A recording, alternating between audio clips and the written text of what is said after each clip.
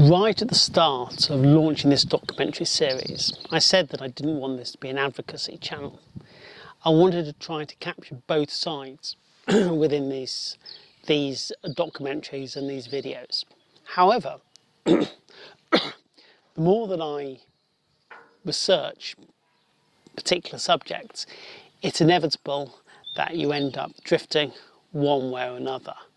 So now's perhaps a good time to reflect on some of the points I've learned on all the research I've done, and some of this research hasn't yet made it into videos. It's also a good point to stop and say that there's no misunderstanding. This isn't actually a plastics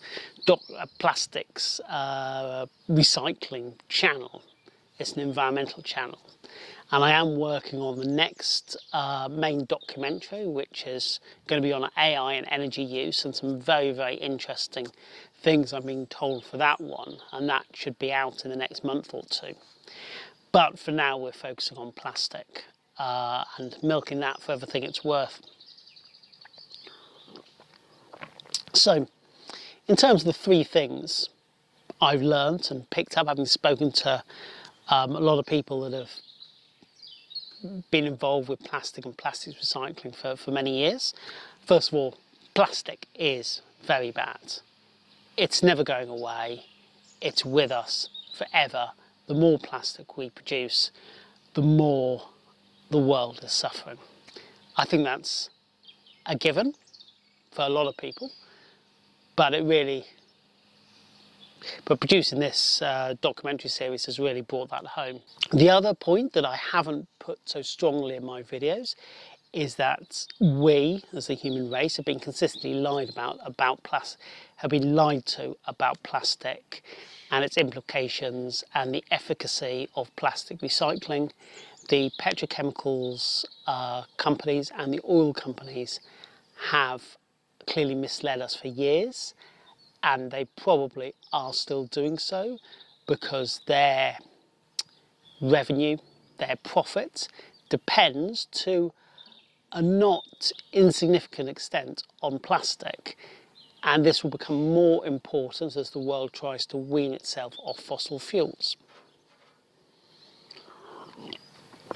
And the third thing that's come up a lot is that to make a real difference, it's very hard for the human race, as selfish as we are, to do it on our own.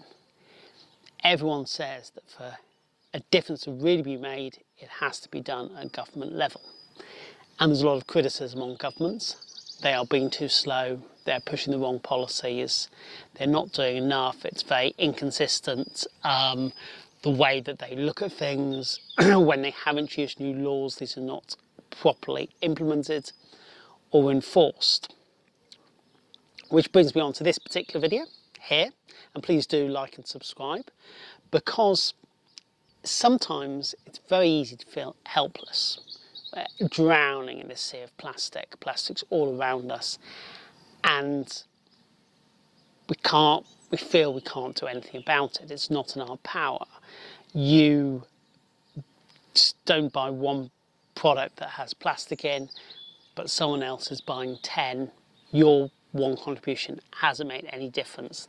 That's why government intervention is probably very, very essential in this.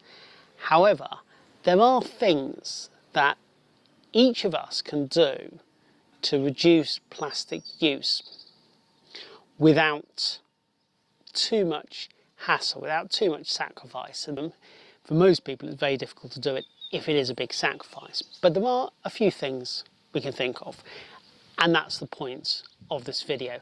And here I'm talking about reducing plastic use, because I suppose the fourth thing I picked up, and this is a continuous problem because of the whole mechanics of plastic recycling.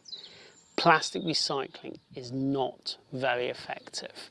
Nearly half the plastic that is collected for recycling is not recycled. Watch my first video where I delve into that. But anyway, here are the 5 tips things you can do to make the world a better place and reduce plastic consumption. Number one, try to buy things in the supermarket that don't come pre-wrapped. If your supermarket or your local shop has a broccoli or a cucumber or whatever that is wrapped in plastic, tell them that you don't want to shop there, walk away and go shop somewhere else. Always make sure to bring reusable items with you wherever you go, like cloth bags for your grocery shopping, or reusable cups for ordering coffee. And the important thing is, choose items that you will remember to A, take with you and to reuse. Otherwise, this just doesn't work. Ditch the cling film, which isn't recyclable, and replace it with something else, like aluminium foil, which can be recycled. So when putting things in the fridge or the freezer, consider using this, or even a glass Tupperware container to keep things fresh. Wait 1 second, I've turned into a glass container? You have got to be kidding me. This is not going to be good. Give up chewing gum. Most gum does contain plastic, although you can get some good plastic-free alternatives these days. Just make sure you check.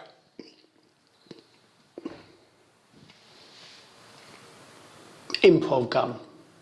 Make sure you tell your friends and family what you're doing and why you're doing it, and maybe they'll do the same.